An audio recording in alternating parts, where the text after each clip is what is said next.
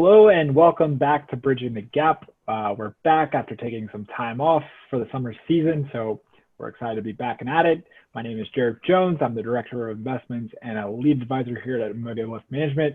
I have today, as always, Lisa Kirschenbauer, founder and president of Omega Wealth Management here in Arlington, Virginia. How are you doing today, Lisa? Doing well. As you can see, I'm recording back here from the office. We're getting a handle on all the technology as we were talking about.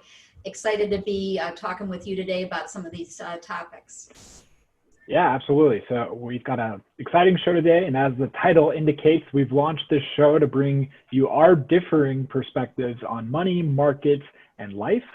Whether it's through the lens of gender, generation, or political orientation, we hope to inform, educate, and entertain you. And on today's show, we're going to be talking about a couple different things. First, we're going to talk about retail trading, and you might have seen in the news, there's this big, scary SoftBank trade out there, so we'll talk a little bit about that.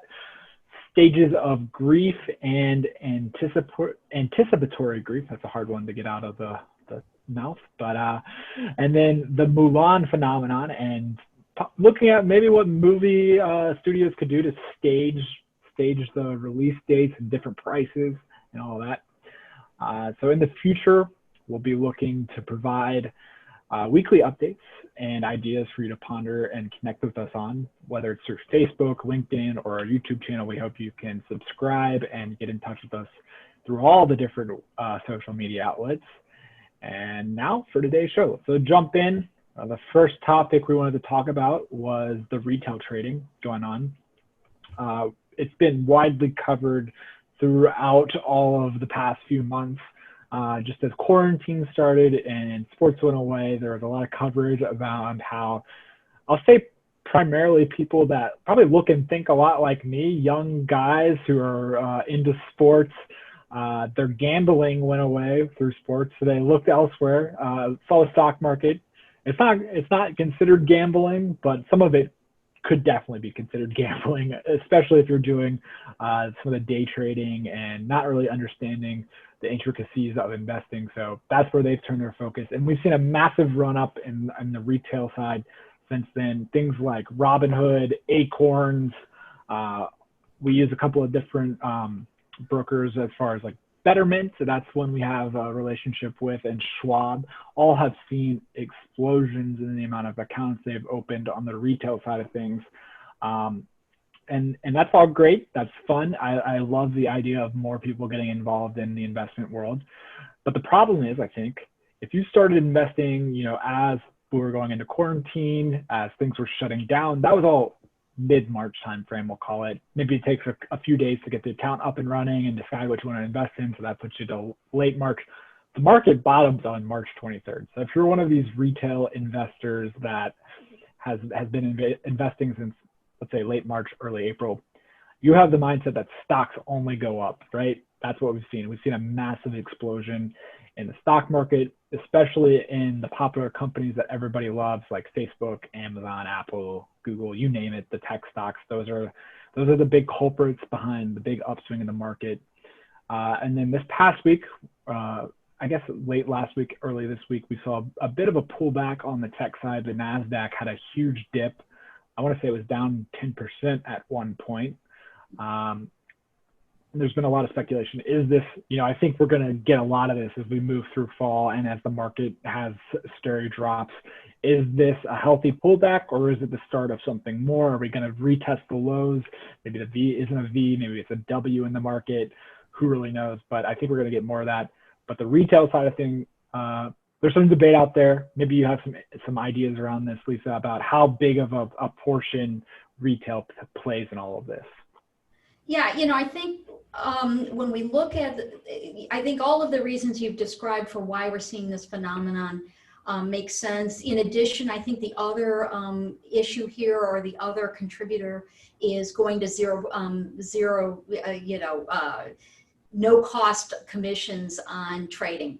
And so that opened up a whole bunch of other investors that made early entry into trading. And then, as you said, people are hanging out at home. They don't have anything else to speculate on. This looks like a way to make easy money. So here we are, and then, you know, I think the other contributor to this rise that we've seen is certainly as the Fed has put money into the market, has said that they're going to backstop things. That has also fueled, I think, some of the rally. Most recently, they have said that they're not going to raise interest rates. They're going to let inflation run a little bit past their 2% mandate. So, you know, when you look around, you think this is easy money. You know, it's just going up.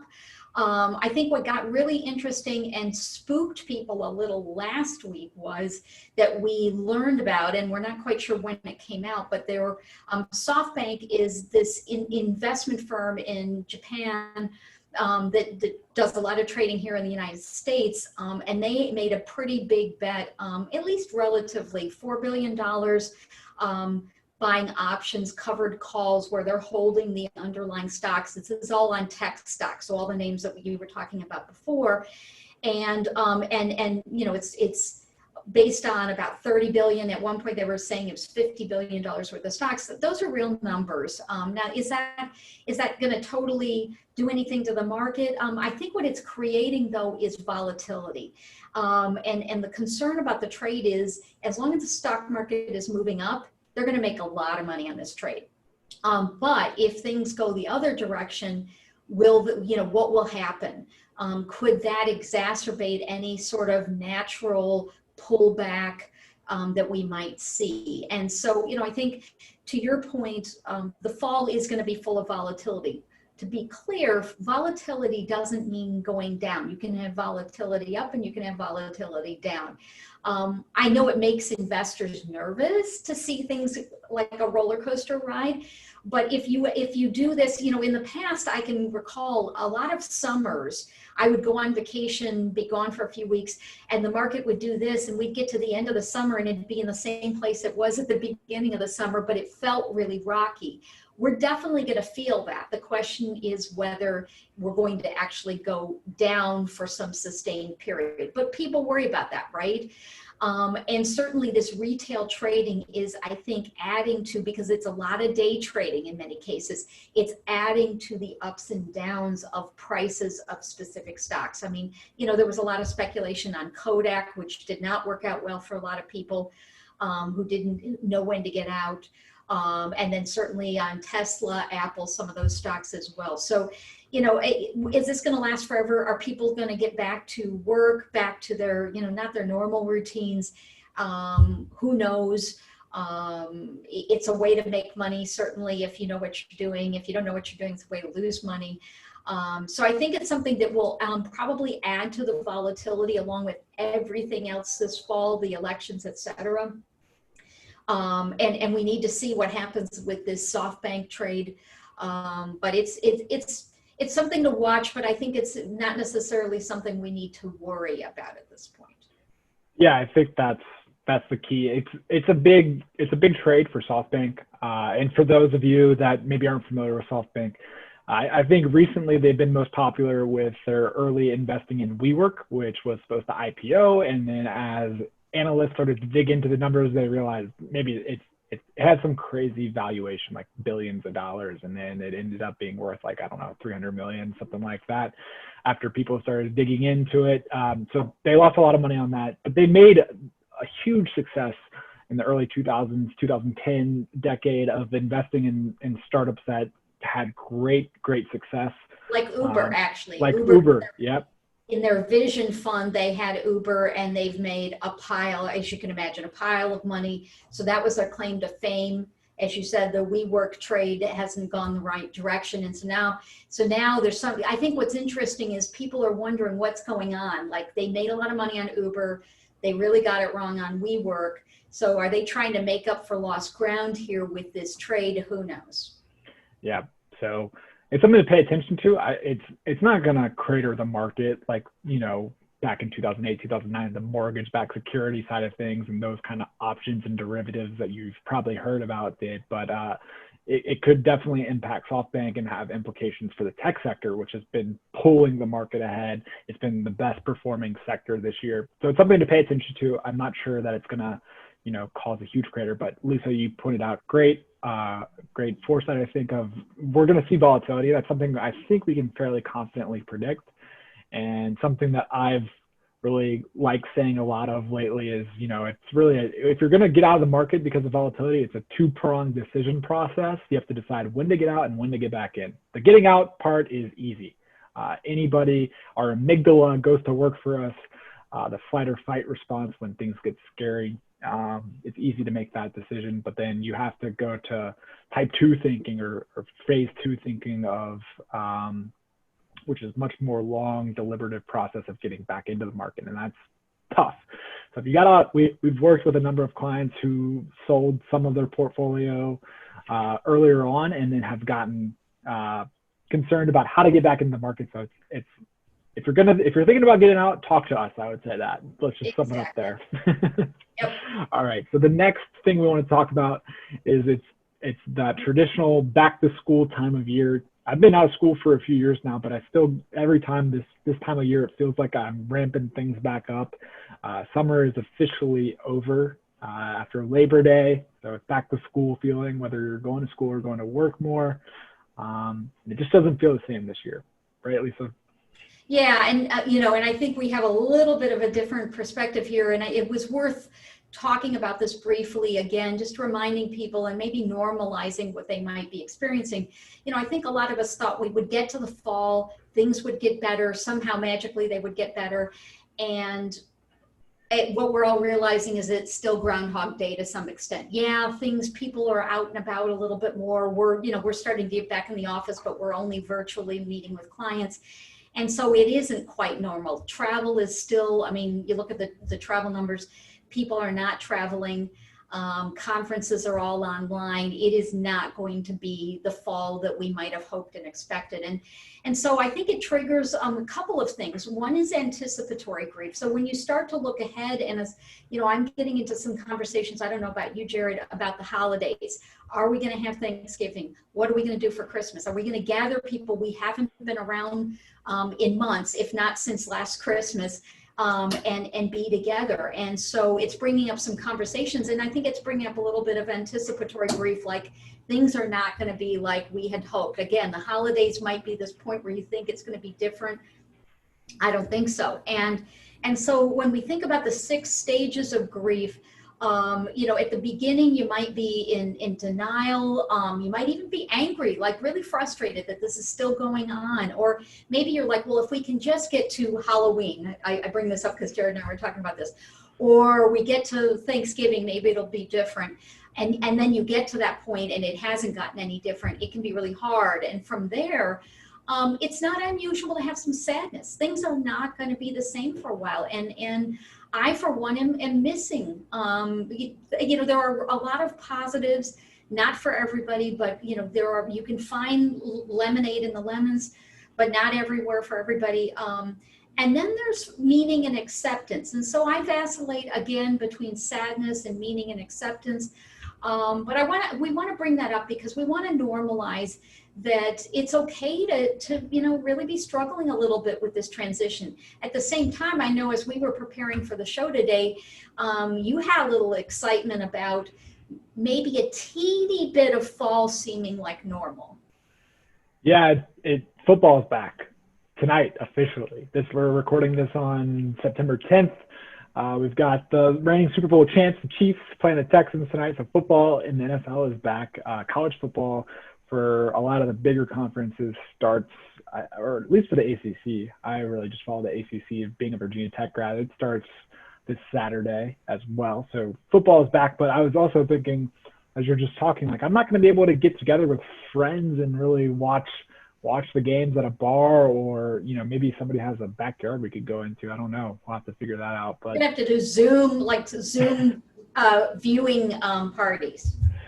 I am not a fan of that, but I do enough Zoom through work. So yeah, it's definitely strange, but I was excited about football coming back. I think that's a good distraction. But you're right. I think I probably I'm at a different point in life, obviously, than you. I don't think that far in advance about the holidays, what to do. But, if I don't have to go to 15 different Christmases, that might be a good thing. So speaking of distractions, we were also talking about, I've been talking to our team about wanting to see Mulan, you know, Disney's new movie, and they have put it out on Disney Plus at $29.99 for their premium level, and I can't stomach that. I'd like to see it. If I had a whole bunch of little girls, or maybe I had some girls and maybe like some neighbors had some girls and we all chipped in, maybe it'd somehow be worth it. I think what's important about it, so I'm going to wait and we'll talk a little bit about what Disney's thinking is here. We're wondering, is this a new model for premiering movies? Because, movie theaters for the most part are not at 100%, probably won't be for a long time. It's considered sort of a super spreader area. So they're half open. Theaters can't make as much money. So the studios can't make as much money. So this new model that Disney's trying out, do you think this is the future of, premiering movies?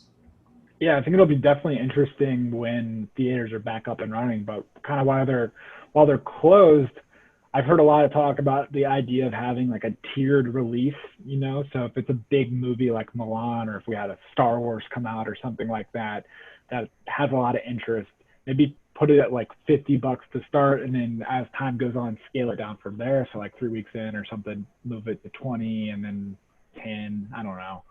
And then free, right? Eventually on your streaming platform.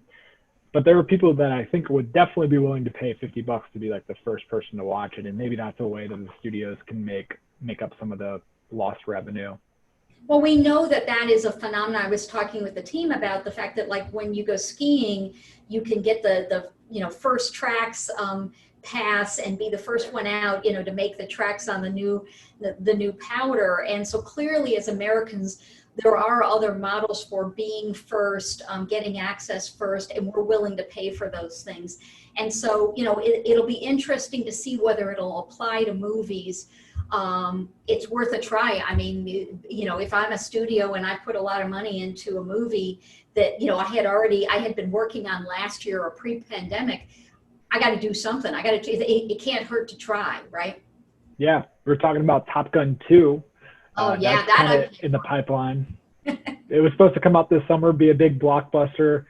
Paramount Studios was excited about that, but obviously that got delayed. So there are these movies that are just sitting there, and I don't know if they'll wait. Maybe if they see Mulan have success, maybe they'll give it a stab, but who knows? Well, I think that's a good place to wrap it up for today. It's great to talk with you today. We've always got new topics, and we welcome any ideas from those of you who are viewing us. Please subscribe to the YouTube channel so you know when the next show comes out, and please check us out certainly on our other social media platforms. So Jared, it's great to talk with you as always. Enjoy the football game, even though my conference isn't playing, so I don't have any access to football. But you enjoy your game, and thanks again to everybody for checking in with us. See you guys.